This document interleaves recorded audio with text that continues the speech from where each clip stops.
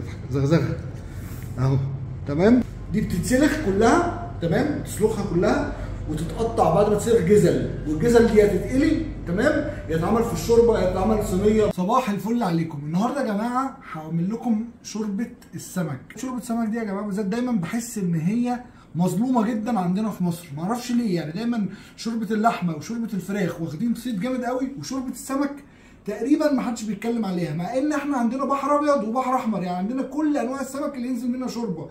ناتج عن حاجه، ده رايي، ان الناس ما بتعرفش تعملها صح او بتستصعبها، او لما بتعملها بتلاقيها زفره، وهي سهله جدا، ليها خطوات لو عملتها صدقني هتحبها اكتر من شوربه اللحمه وشوربه الفراخ. هي فعلا احلى واطعم واخف واصح وكل حاجه. يلا بينا نجربها. حته الغضاريف اللي هي الزعانف والعظم والحتت دي، تمام، وسلسله الظهر وكده، دي اللي هنطلع منها الشوربه. ودي اللحمه الصافيه بتاعه السمك بعد ما طلعناها، دي حتت لحمه ما فيهاش اي عظم ولا شوك. اول حاجه هنجيب حله، نحط شويه زيت، هنحط شويه ورق لورا، 4 فصوص حبهان، حبايتين مستكه، شويه فلفل اسود حب، بصلايه متقطعه 4/4 معانا، جزرايه، وعود كرفس. هديهم تشويحه على النار وارجع لكم تاني. ادي يا جماعه شوحنا الحاجه. قبل ما هنشوح العظم هنمسك قطع اللحمه الصافيه نديها تشويحه، عشان بعد كده نركنها على جنب ونسيبها بقى للاخر خالص. دلوقتي ايه، اديناهم تشويحه ياخدوا الطعم كده بتاع الحبهان والمستكه وكده. اللي كان طلعنا اللحم، بنمسك بقى ايه الغضاريف والعظم. دول بقى مش مهم يتهروا، يعني ما بنتعاملش معاهم ايه بالواحده، لان كده كده ايه هنصفي كل الكلام ده في الاخر. هنشوح واوريكم هنعمل ايه. طب الميه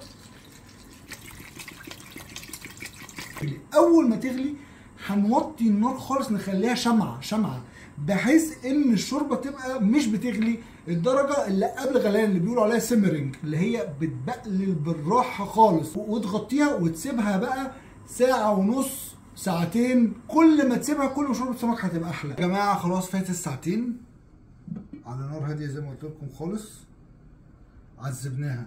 بص بقى بقت عامله ازاي، زي كده ايه شوربه الكوارع من كتر الجيلاتين. السمكه دي كمان عمودها الفقري عامل كده زي الفقرات بتاعه البني ادم، مش شوك زي السمك. هنصفيها بقى بالمنظر ده يا جماعه. الغضاريف بص سابت اللحم خالص. دلوقتي ادي صفينا الشوربه، وادي السمك اللي كنا شوحناه من الاول خالص اهو، بجيبه والحله فاضيه، واديله بس ايه سنه فلفل اسود. كده كده الشوربه فيها كل حاجه خلاص. وبعدين بنقله في الحله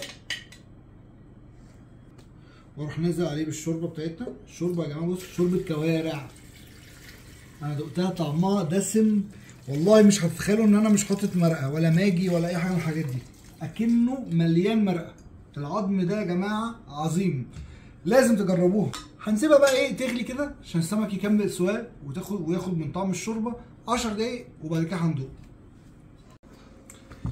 ودلوقتي جت اللحظه الحاسمه، تمام. بصوا بقى الشوربه عامله ازاي، شايف يا جماعه دي ما فيهاش مرقه خالص ولا ماجي ولا اي حاجه. بص اللحمه،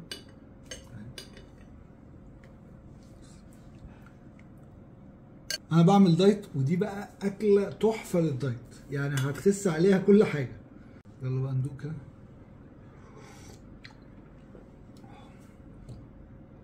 في تحسوا ان هي شوربه كوارع بس نضيفه قوي، يعني اللي عايز يجرب كوارع وبيعرف من فكره الكوارع، هي دي نفس فكره الدسامه بس بدون اي زفاره. تحفه.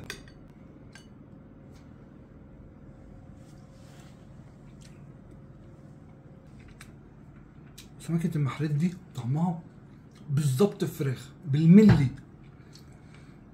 يعني اللي بيحب الفراخ في الشوربه هي دي فراخ.